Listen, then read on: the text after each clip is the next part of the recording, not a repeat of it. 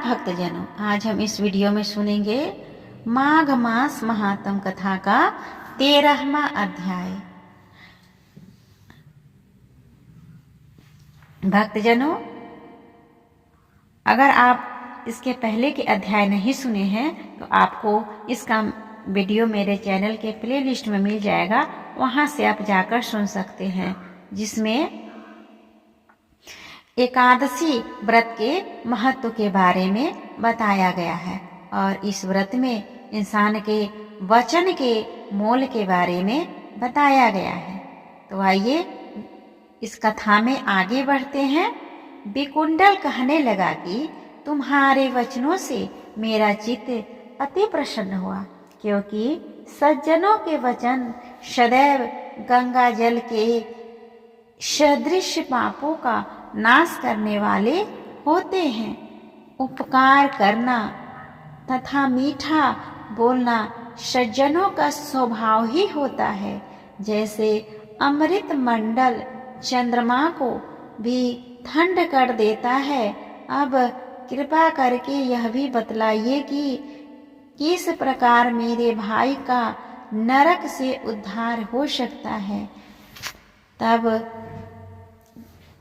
दूत कुछ देर ज्ञान दृष्टि से विचार कर मित्रता रूपी रस्से से बंधा हुआ बोला कि हे वैश्य, यदि तुम अपने भाई के लिए स्वर्ग की कामना करते हो तो जल्दी ही अपने 8 जन्म के पुण्य फल को उसके निमित्त अर्पण कर दो। तब विकुंडल ने कहा कि हे दूत, वह पुण्य क्या है और मैंने कौन से जन्म में और कैसे किया, सो सब बतलाओ, फिर मैं अपना पुण्य अपने भाई को दे दूंगा। दूत कहने लगा कि हे वैश्य, सुनो, मैं तुम्हारे पुण्य की सब कथा कहता हूँ।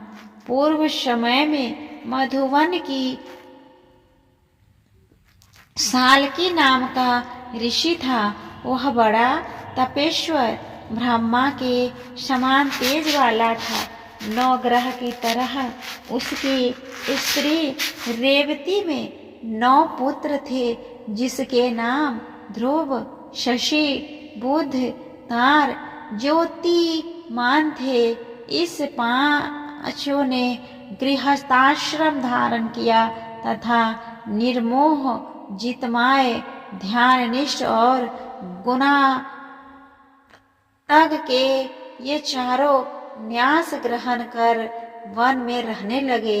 ये शिखा सूक्ष्म से रहित पृथ्वी और सोने को समान समझते थे। जो कोई अच्छा या बुरा उनको अन्न देता वही खा लेते, और कोई कैसा ही कपड़ा दे देता उसको ही पहन लेते। सदैव ब्रह्म के ही ध्यान में लगे रहते थे।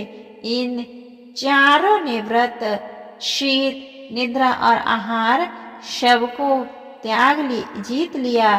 बस चर अचर और विष्णु रूप को समझते हुए मौन धारण करके संसार में विचरने लगे। ये चारों महात्मा तुम्हारे घर आए। जब तुमने मध्याह्न के समय भूखे प्यासे इनको आंगन में देखा तो तुमने गद गद कंठ से आंखों में आंसू भरकर इनको नमस्कार करके इनका बड़ा ही आदर और सत्कार किया। इनके चरणों को धोकर बड़े प्रेम से तुम इनसे कहने लगे कि आज मेरे अहोभाग्य, आज मेरा जन्म सफल हुआ। मुझ पर भगवान प्रसन्न हुए। मैं सनाथ हुआ।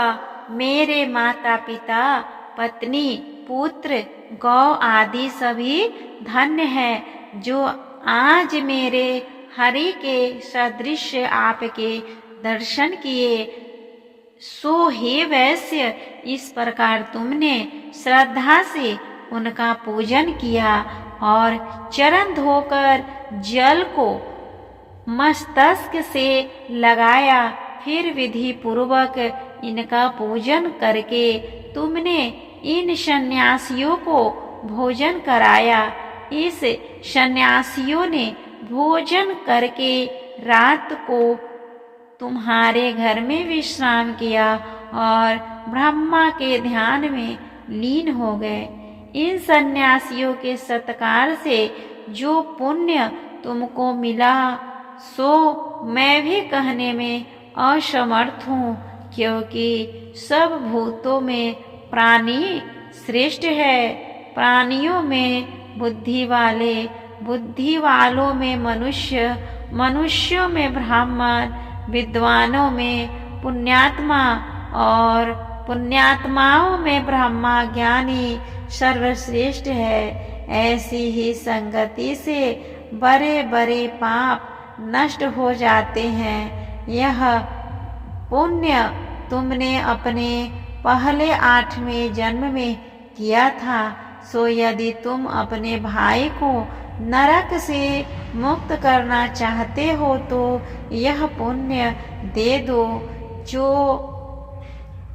सो दूत के ऐसे वाक्य सुनकर उसने प्रसन्न चित्त से अपना पुण्य अपने भाई कुंडल को दे दिया और वह नरक से मुक्त हो गया और दोनों भाई देवताओं से पूजित हुए। तब दूत अपने स्थान को चला गया। इस प्रकार वैश्य के पुत्र विकुंडल ने अपना पुण्य देकर अपने भाई को नरक की यातना से छुड़वाया। सो हे राजन, जो कोई इस इतिहास को पढ़ता या सुनता है वह 1000 गोदान का भी फल प्राप्त करता है। इस तरह हमने सुना माघ मास महात्म कथा का 11वां अध्याय। यह व्रत कथा आप सभी को कैसा लग रहा है प्लीज कमेंट करके बताएं, और अगर अच्छा लगे तो प्लीज कमेंट बॉक्स में राधे राधे लिखना ना भूलें।